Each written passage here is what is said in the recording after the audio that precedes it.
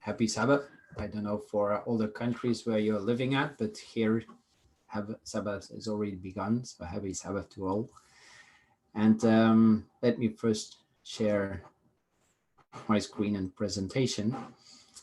As mentioned already a few times this evening, we do actually live at very particular times. And we know that not just by what we see in the news and read in newspapers, but I think most important is the text that we can see at this moment here on the screen. It's because of what we see in scriptures. And when we go to the text that we all know in Matthew 24, Jesus really tells us that it is important to recognize the times we are living at, and that we should know, once we are at that moment, to know that it is near at the doors. In Matthew 24, we have the first 14 verses, which are really getting into these signs. And I'm absolutely sure that verse 7 is one of these verses that has been mentioned many, many times this year, because that's the verse that refers in some languages to pestilences. But I will not speak about COVID or Corona or whatever, because when we do study Matthew 24, the key verse is not verse 7, but it's verse 15, where we can see that there is a very particular event, and it's not pestilences, but it is the abomination of desolation. And as it is Jesus himself who is explaining all this, I think it is very important for us then to understand what it really means. I am sure that when we are studying or speaking about the signs of the times, many people think or start to think, isn't it much more important to have a good relation with Jesus and to pray? Sure, of course it is. Nevertheless, I think that if we speak about a good relation with Jesus, that means that we also take his warnings and his words at heart. And that is why I would like to share with you a few words about these special times we are living at, and what exactly are the signs that we should really understand to understand in what times we are living at. And I would like to start with a quote, a text that we can find in the Review and Herald. A few things that are quite important to understand, because that would be a very interesting question to start. Why did Jesus in fact come? In the green part, the first green part, we do read, the very work that he came to do was to exalt the law. And that is also something we can read in Matthew, because Jesus declared that not one jot or tittle of the law should fail until heaven and earth should pass away. And the second part is that he came to show to the created worlds and to heaven that God is just and that his law did not need to be changed. I think that is a very important thing to understand, how important the law is to Jesus. It's not a funny thing. I think we really prefer to speak about love and to speak about mercy and grace, which are very important items, especially for us as sinners. But nevertheless, we should also understand that Jesus came here with a very specific purpose, and the purpose is what we just read, because the law is a blueprint of the character of God. And if we continue the quote, we read, "But here is Satan's right-hand man ready to carry on the work that Satan commenced in heaven, that of trying to amend the law of God. And the Christian world has sanctioned his efforts by adopting this child of the papacy, the Sunday institution. They have nourished it and will continue to nourish it until Protestantism shall give the hand of fellowship to the Roman power. Now, this is the second part I've put in green, because when we look where or when this has been written, it was written in 1886. Now, that is a very long time ago, but it is, and at that time, it was not even an idea of having a ecumenical movement. So that means that this sentence was, at the moment it was written, something totally impossible, or it was perceived as something totally impossible. I think today we really think totally different about this. And then when we go to the last part, we see that when this will happen, it shall have become a law that the transgression of the first day of the week shall be met with punishment. Then their cup will be full. Now, the reason why I've put it in green and to stress it is because we should never forget that who is in charge? It is God who is in charge. And even though we have a particular attention to Roman power and to Protestantism and to other elements that we know from prophecies, we should never forget that when we are talking about the end time events, it is God who is at work. We can see it also here in the text. Then there will be a law against the Sabbath of creation, and then it is that God will do a strange work in the earth. He is in charge of everything. We are not waiting for the Pope to do or to write something or to say something. We are not waiting for the temple to be rebuilt in Jerusalem. No, it is God who is determining what it is going to happen and when it is going to happen. Now, let us go a little further about that Protestantism that will give the hand of fellowship to the Roman power. Is that something that we can see nowadays? Well, in 1999, on the 31st of October in Augsburg, there was a joint declaration signed by the Lutheran World Federation on the one hand and the Roman Catholic Church on the other hand. Now, the date and the place is not just by coincidence. The 31st of October, for example, is exactly the date where Martin Luther has nailed his 95 Theses on the door of the All Saints Church in Wittenberg. And Augsburg is the city where on the 25th of September in the year 1555, we had the Peace of Augsburg, or the Augsburg Settlement, and that is when the Roman Catholic Church had to accept that the Protestant world was existing. They had to accept that they could not win the fight against Protestantism. So it was a defeat for the Roman Catholic Church, and it is exactly in that same city that they decided to sign that joint declaration. Now, to sign a joint declaration should be something very positive, but we need to be very careful, because justification, that is exactly the point that Martin Luther denounced, and he clearly showed that the teaching of the Roman Catholic Church were not according to Scripture. Now, everyone has a free will and can believe and teach whatever he wants. The point is, if you present it as being in line with Scripture, then we need to check this.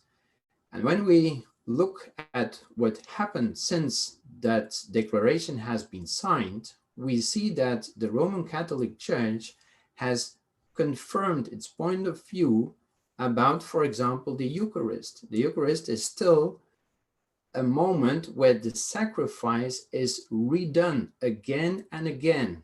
It's not just once. So Christ is not just once sacrificed, it's done again and again. The point of view has not been changed. Purgatory is the proof, if it still exists, if the idea, the concept of purgatory still exists, that means that every single sinner still has to pay for his sins.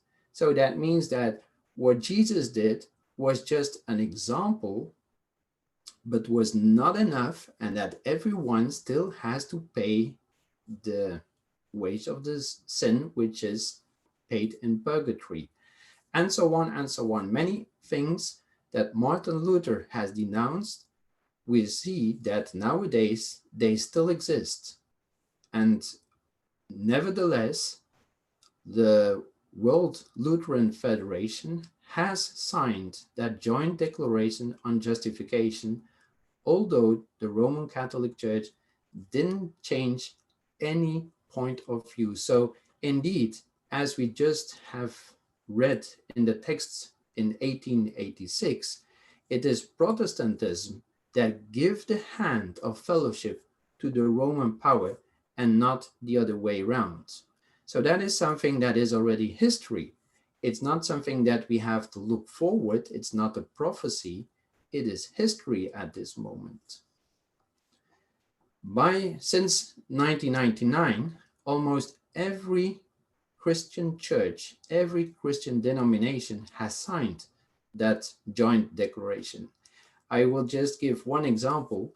In 2015, even the Waldensian Church, and we all know them very well, even the Waldensian Church has also signed that joint declaration. The Methodist Church signed it already way before beginning of the year 2000. 2017 was also a very special year, and in preparation of that year, the Lutheran and the Roman Catholic Church, they had many dialogues in preparation of that year. And why is it special? Well, 2017 is exactly 500 years after the moment that Martin Luther presented his 95 Theses. Well, as you can see, there was a book published in preparation of that year 2017.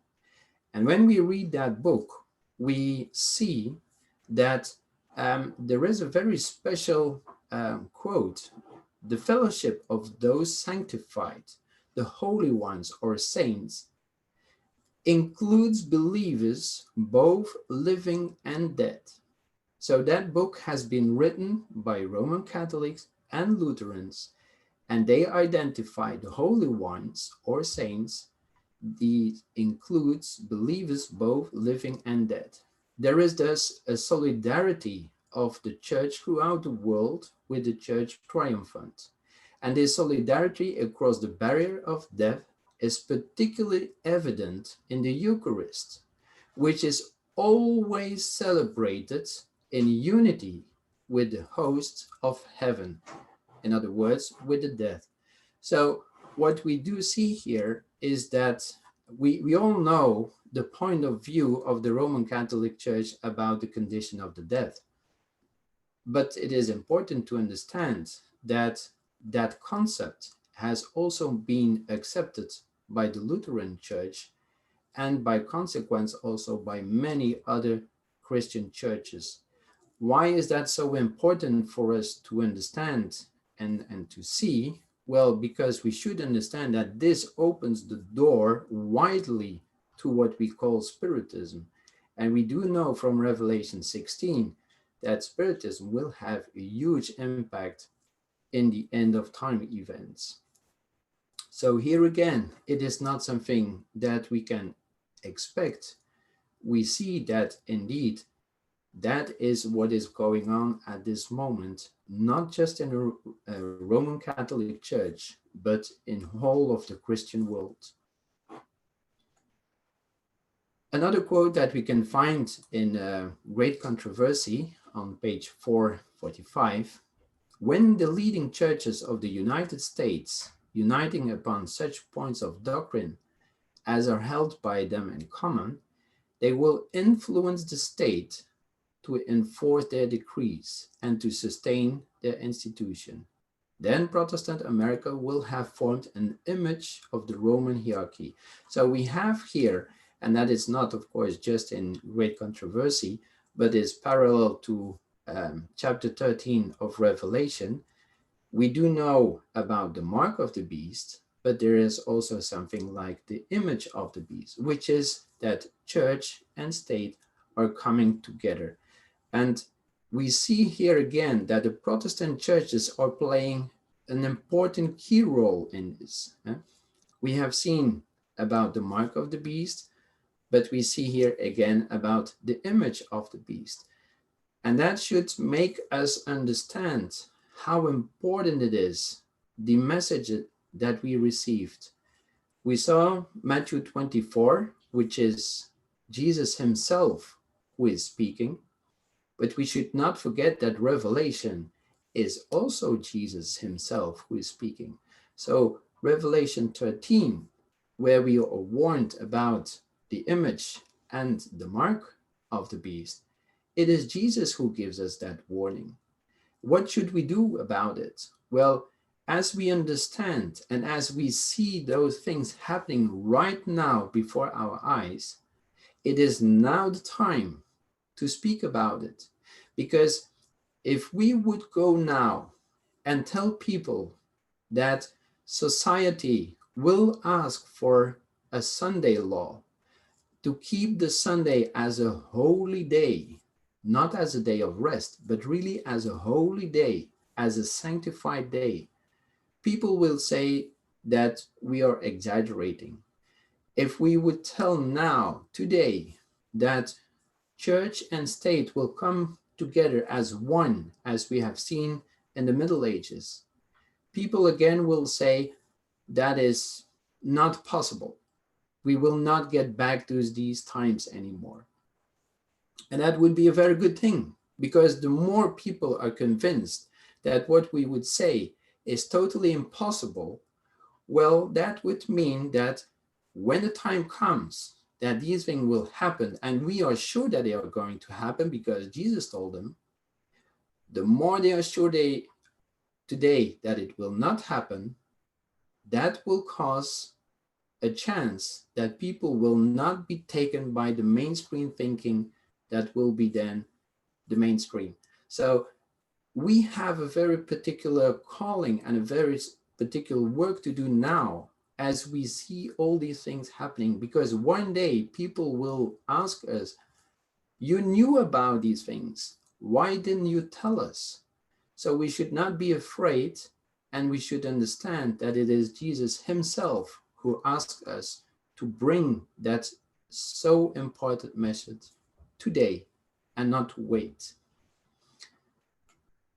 In Matthew 24, we read a very special text where we see, then they will deliver you up to tribulation and kill you, and you will be hated by all nations for my name's sake.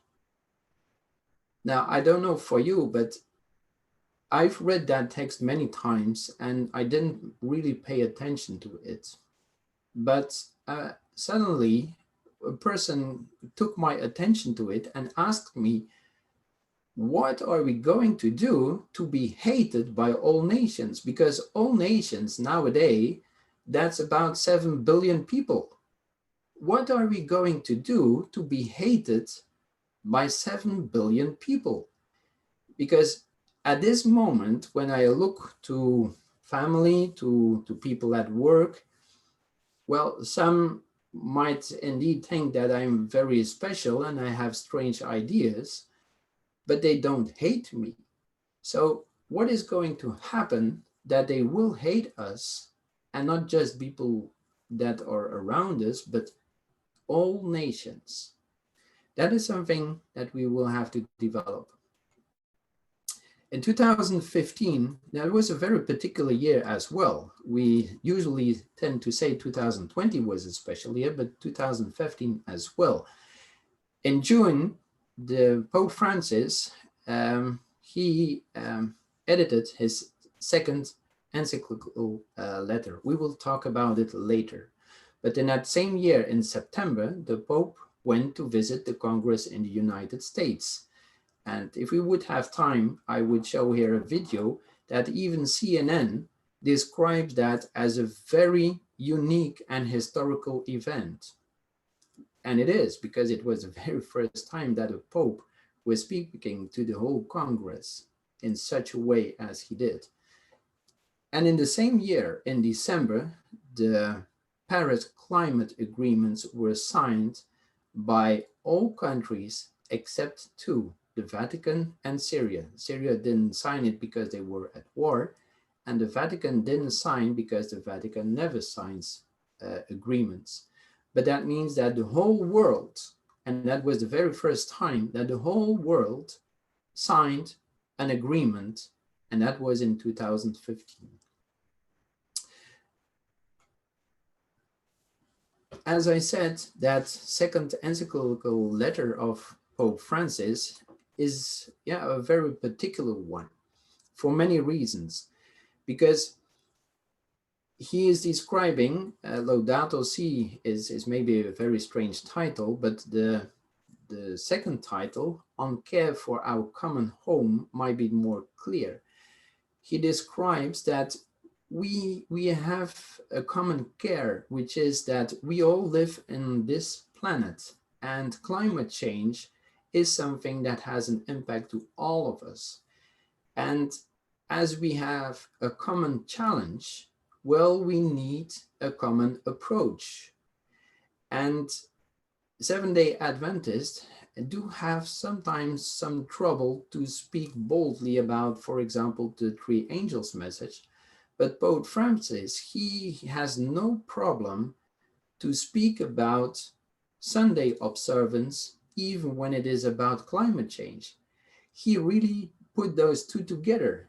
He explained that, and for that he used the idea that was developed by the MIT, the Massachusetts Institute of Technology, that if we would keep one day every week as a day of rest, we would meet the Paris agreements immediately, and that would cost us nothing at all.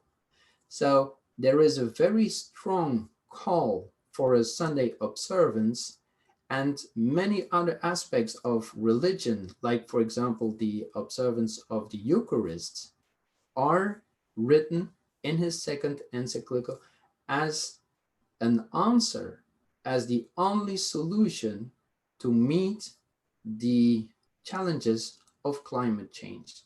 So if we do understand what is the mark of the beast, and if we do understand what is presented here to the whole world, let us imagine that the climate calamities that we see at this moment, I mean, forests are burning, we see tornadoes, we see hurricanes, we see a lot of troubles of all kinds. It's too hot or it's too cold, it's freezing like it has never frozen before, and so on. But let's imagine that these things will go a little worse, and that we are not speaking about 10 or 15 people dying, but that we are speaking about hundreds, about thousands, about 10,000 people dying. Let us imagine that a mother has lost her children, and that the Pope explains that we could have prevented this just by the observance of a day of rest, the Sunday.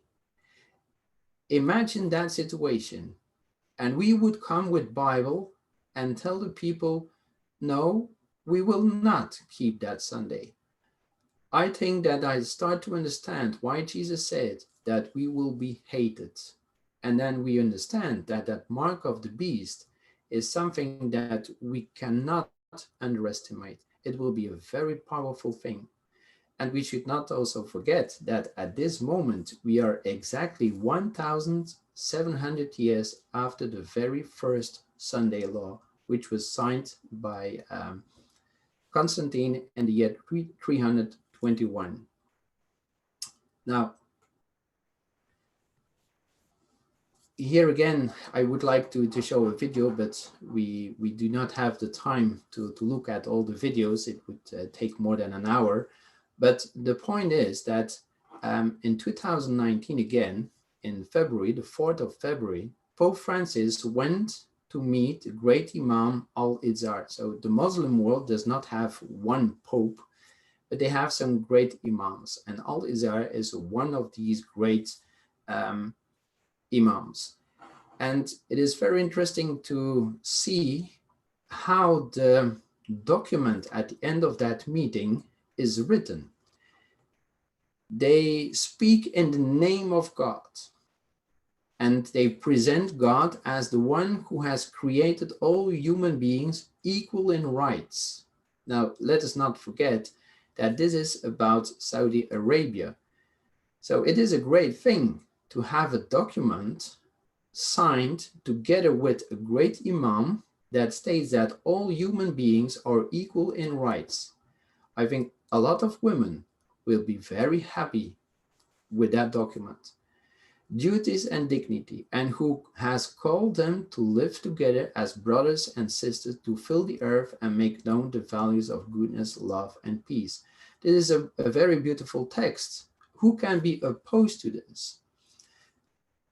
I think nobody. You don't have any reason to be opposed to this. And the text is even going further.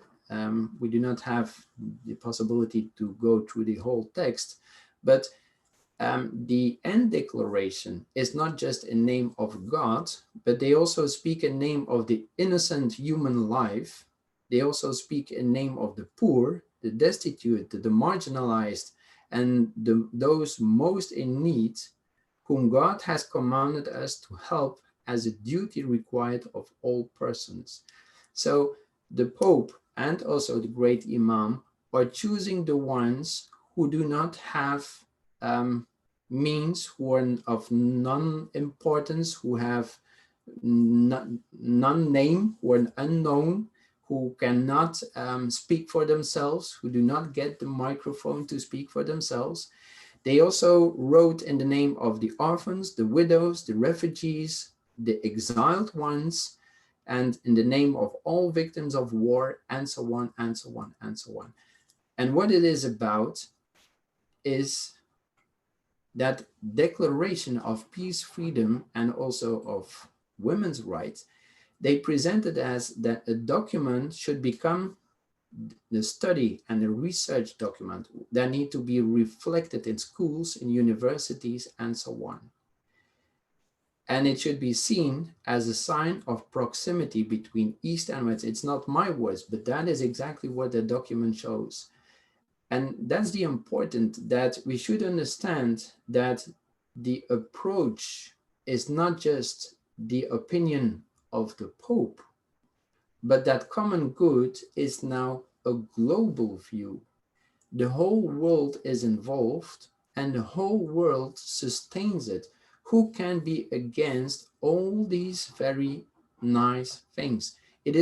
Finally, there is a person who stands for the poor, the orphans, the widows, the refugees, those who are in need. Finally, there is a person who stands up and says that we cannot continue this way.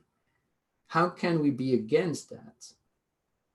And that is exactly what is going on at this moment. But let us go a little further. That was on the 4th of February in 2019. A few months later, in May, 2nd of May in 2019, on a meeting in the Vatican, there were quite some things said and decided. And here I would like to take the time for a short, brief video, as it is only a few minutes. The common good has become global. Pope Francis called on nations to work toward a global common good Thursday, particularly in confronting climate change. Pope Francis said that when a supranational common good is clearly identified, as in the case of climate change or human trafficking, it necessitates a special legal authority capable of facilitating solutions. Pope Francis quoted St. Thomas Aquinas, noting that he believes St. Thomas has a beautiful idea of what it means to be a people. So I don't know if we do really understand these words, but this is a kind way of presenting a need for a special legal authority capable of promoting solutions. Yeah, that's a very positive way to state things, but it is still a legal authority. That means that if we are not totally on the same line, that legal authority can take measurements.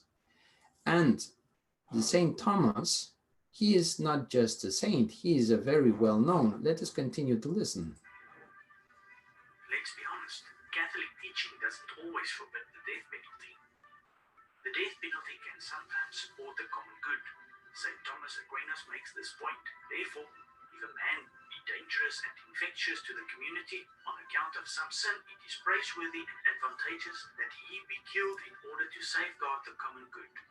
The traditional teaching that the death penalty is legitimized by justice and expiation has not changed simply because of the passage of time. But today, the Church's traditional doctrine is presented as though it hinged on deterrence of simple physical protection of the public. Although the Catechism obviously contains many infallible statements, some of its formulations are not infallible. A Catholic must give the Catechism due consideration when weighing moral issues, but when a difference arises, we must weigh the claims of the Catechism against those of tradition. So I think this is clear enough, and I would like here to have a text that we can find in John chapter 11. There we can read, "And one of them, Caiaphas, being high priest that year, said to them, 'You know nothing at all, nor do you consider that it is expedient for us that one man should die for the people, and not that the whole nation should perish.'" Now, after what we just heard, I think that you do not have to have a PhD in languages to see some parallels between what has just been said about Thomas de Aquino and the idea of a need of a legal authority to facilitate solutions, and the idea that we can find in John 11. The point is, if you oppose that common good, well, the common good need to be protected, and if it requires that you should be eliminated, well, then it is important to be eliminated and to safeguard the nation. That's in fact the point. So the common good is presented a very positive way, but nevertheless, it has some serious consequences. In Great Controversy in chapter 36, we see all these different pieces of the puzzle coming together. And we see that, in fact, as King Solomon said, there is nothing new. Like, for example, Ahab in the time of Elijah, they also had some troubles with climate. It was not raining for 3.5 years. And what did Ahab say when he saw Elijah? Elijah was perceived as the one who was causing all the troubles. And that is exactly an image of what we will have. If we would read the whole chapter, we would understand it very well. But the point is that the great deceiver, Satan, will persuade man that those who serve God are causing these evils. The class that have provoked the displeasure of heaven will charge all their troubles. And we do now understand what kind of troubles it can be upon those whose obedience to God's commandments is a perpetual reproof to transgressors. So we will not read, of course, the whole chapter, but it is very clear why Jesus said that we will be hated by all nations, because things are presented in a certain way, and because of fear, because of grief, because if you lose a child or a beloved one, because of earthquakes or because of whatever calamity, it is for sure a very emotional moment. And if all these feelings are used to pinpoint to one group and explain that that group is at the cause of everything, well, then I can understand why we will be hated. And that is exactly what we are warned for. Just another thing that we need to understand is um, what we have seen in September 12th in 2019. It was a calling again from the Pope for all world leaders, and leaders not just political leaders, but in fact influencers, because people from business, from companies, from sports, from social activity, whatever, everyone who has an influence on the people was in fact invited to have a compact, which is a firm commitment about education. Okay, it did not go on May 14 because of Corona, but the idea, the calling still exists. And what was the idea? The idea is that we need to re-educate the youth of the whole world. Now, we should not be surprised by this calling, because the Pope is a Jesuit, and Jesuits, they do really have a very particular attention to education. But the point is that um, according to the Pope, according to that common good, we need to have a global re-education of our youth. We need to have everything, everyone online. We have that one thinking, and the question that one can ask, because in that calling, the Pope is referring to an African proverb: it needs a whole village to raise a child. Now, that is a very important. It's true that when you raise a child, it is good that you're not alone, but that the whole village is having and sharing the same values. The question is, who is that village? And who is going to determine how that village looks like? And who is going to determine which values are in that village? And usually the one who is inviting, he is the one who is also, um, I would not say controlling, but who is influencing where the meeting is going to. We continue with another word, the Great Reset. I don't know whether you've ever heard about it, but the very first time I heard about that Great Reset, I was thinking about, yeah, a kind of, yeah, conspiracy theory.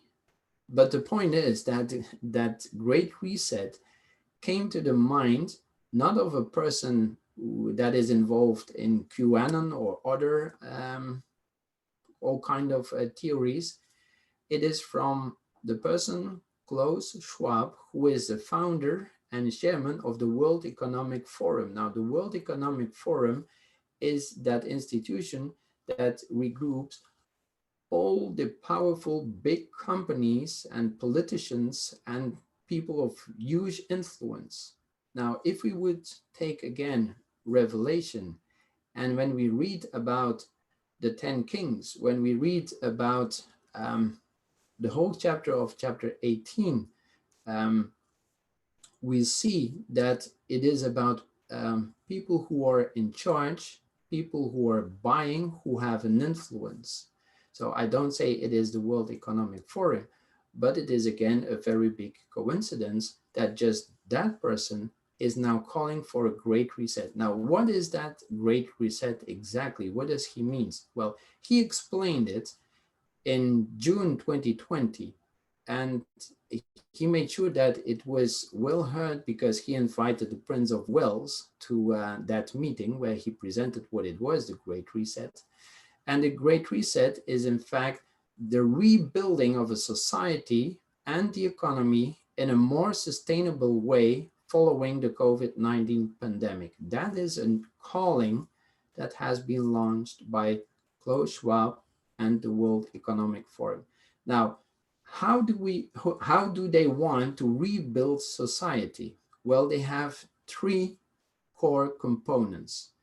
The first involves the creating of a stakeholder economy. Now, what does that exactly mean? Well, in fact, I think we can refer to that concept of a common home, which means that um, we are all stakeholders all together in this world.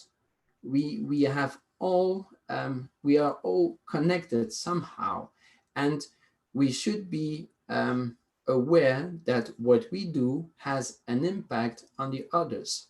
So that also means that if you decide not to act according to that stakeholder economy, then you are a danger for that common good. The second component includes a building in a more resilient, equitable, and sustainable way based on environmental, social, and governance metrics. So here, a lot of words that stresses the importance of the government. And if we would go deeper in it, and we will do it, we do understand that every single word is a very interesting word. It is true that our society needs to be more resilient, to be more equitable, to be more sustainable. It is true. What is then the point? What is the problem? The problem is that um, it is we as human beings who are building a society. And we should think about when a society was also building something on their own. We are not called to build a new Bible. We are called to listen and to follow what Jesus is offering. We are not called to build our own society. And that is exactly what they want to do. They want to rebuild everything according to a very specific one thinking project. And then the third the third component of that great reset is what they call the fourth industrial revolution. Now, that fourth industrial revolution, he wrote a book about it to explain what it is about. And I just read the last part. The great reset will lead to a merging of our physical, digital, and biological identity.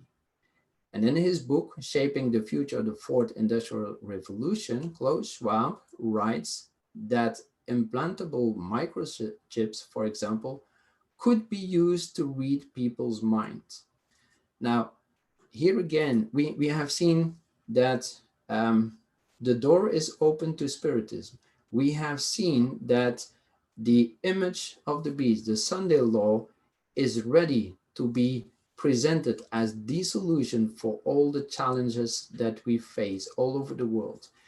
We have seen that the mark of the beast, that uniting between church and state, is something that is an ongoing process. And what we do read here, we should understand that if someone can read our mind the day that this is possible, then we should ask ourselves, do we still have a free will? Now, if we would not have a free will anymore, how can God have a judgment that will be righteous? On the other hand, that means that this is a limit. And we have seen in the text that we've read in great controversy that at a certain moment, the cup will be full. And when that cup will be full, God will act. He is going to act. And the moment that we do not have a free will anymore, that is a line that we will not trespass because God is going to intervene. In Crooks, which is a publication, a Catholic publication, we do read an explanation, an interview from a cardinal, but it is very important to understand what he says about the last encyclical letter Fratelli Tutti. Of course, we do not have the time to go in detail of that last encyclical letter, but nevertheless, a few items that can help us understand what it is about. In many parts of the world, our current financial model is in the benefit of a few and the exclusion or destruction of the many. Here again, how can you be against that quote? It is true, our society is not a fair society. We do have a lot of people who are excluded, and we do have a lot of poor people. We do have a lot of situations that are not righteous. So here again, if someone stands for a model, a society where there would be more, there would be a fair use of the wealth, I do not understand, I don't see how a Christian could be against it. And that is exactly what they are presenting. That is exactly what the third encyclical letter is about. I would like to go to the last part. The cardinal argued that it is not the role of church leaders, not even the Pope, to tell us how to run our economy or our politics. Now, I think when we read that first part of what he says, we are kind of reassured. But he continues and he says, however, the Pope can guide the world towards certain values. So, in fact, what comes after the however is exactly the opposite of what came before, and that appeases us. So, first we are appeased, and then suddenly we hear the real point that according to the Vatican, the Pope can guide the world towards certain values. Now, if we would study carefully what the Pope is really trying to explain in his third encyclical letter, he is using a lot of very kind and soft and caring words. Nevertheless, the point that he is making is that on the one hand, communism has proven to be a failure. But he continues by stating that capitalism is also a failure because the exploitation of the natural resources are at the basis of what we see now as the climate calamities.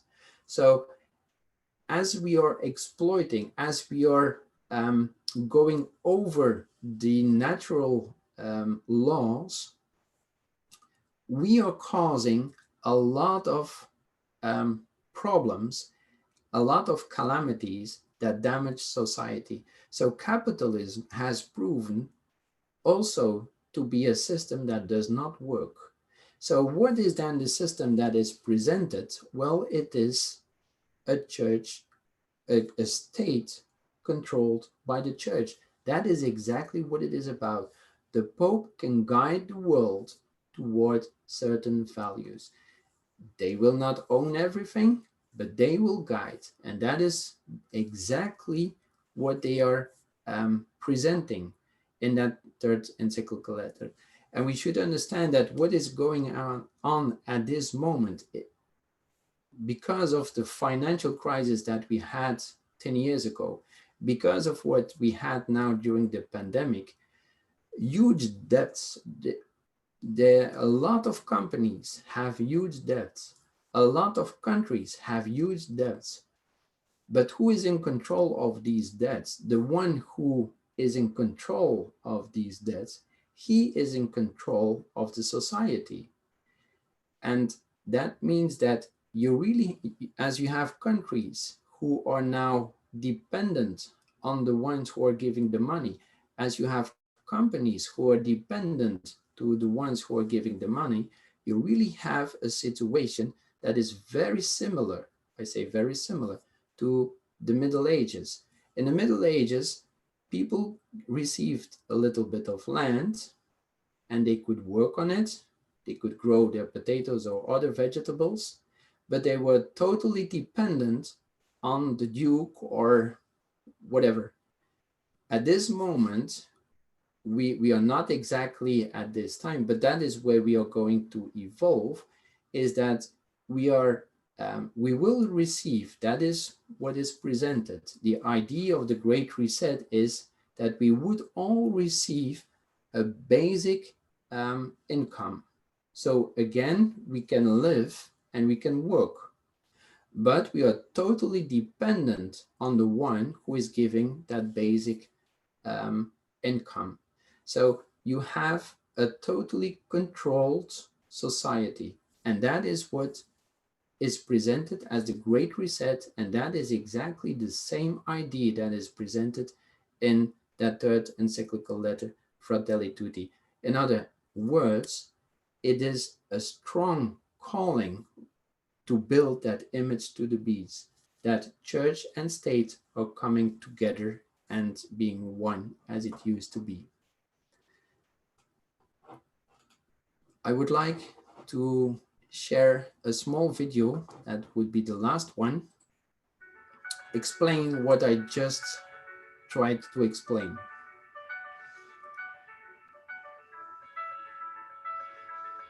È necessario urgente un sistema economico giusto, affidabile e in grado di rispondere alle sfide più radicali che l'umanità e il pianeta si trovano ad affrontare. We are answering Pope Francis's challenge to create more inclusive economy. I will just pause it. I don't know whether you have seen who that person is, but Rothschild, I think the name is very known. There is a lot of money in the world, and that money is concentrated in a few names, and Rothschild is one of them. That spread the benefits of capitalism more equitably and allow individuals to realize their full potential.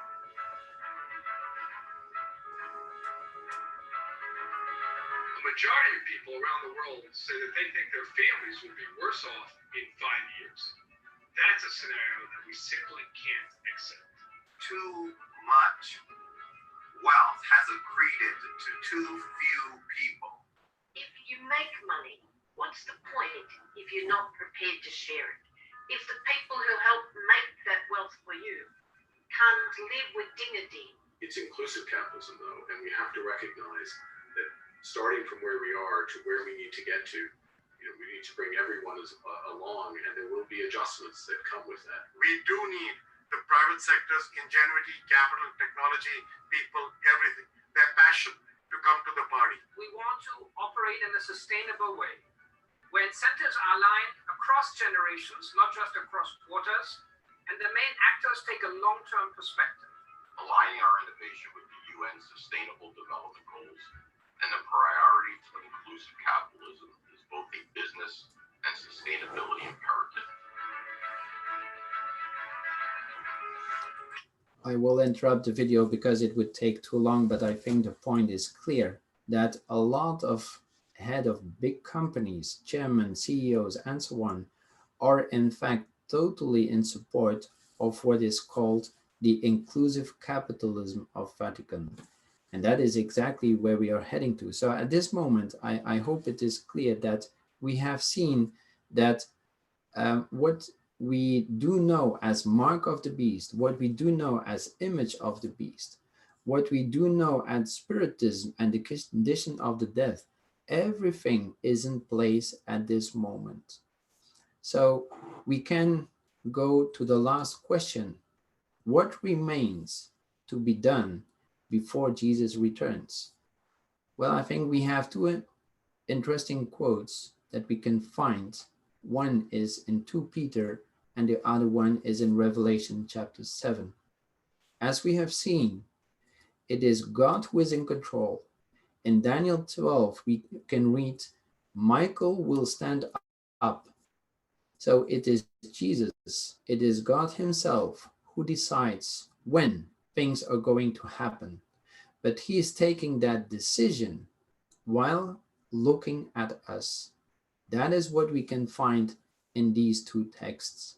So it is not about the Pope. It is not about society. It's not about the image of the beast, of the mark of the beast. God is looking at us, and he's waiting for the right time for us to stand up and to make an end, because we have spoken about a lot of things that might frighten us, but we should not forget that we are in fact living in the times where God is doing what needs to be done to make an end to sin and to reconcile. That is what we are doing. And if we are speaking this evening about Jesus is coming, that is exactly what we should focus on. And we have received the prophecies not to satisfy our curiosity. So the question is, why do we receive all these prophecies? And I will continue this tomorrow evening, but in 1844 was not an error. When we read Revelation chapter 10, verse 9, take and eat it, and it will make your stomach bitter, but it will be as sweet as honey in your mouth, proves that 1844 was not an error, but was on purpose. Now the question is, what did God exactly have in mind? Why did God have, why did he have that great deception? Why did he bring a group that we do know now as the Seventh-day Adventist Church? Why did he call us? Is it to have another group who is bringing the gospel? Because every Christian denomination is bringing the gospel. Every Christian denomination refers to Matthew 28, verse 19, where we are called to go and to baptize people. Every Christian denomination is doing that. So if every Christian denomination is doing that, why are we called? Why that great deception in 1844? And what is God looking at? And why is he waiting? Why is he so long suffering? What makes that we are not at the moment that Michael is standing up? And that is exactly the questions that we are dealing with tomorrow evening. Amen.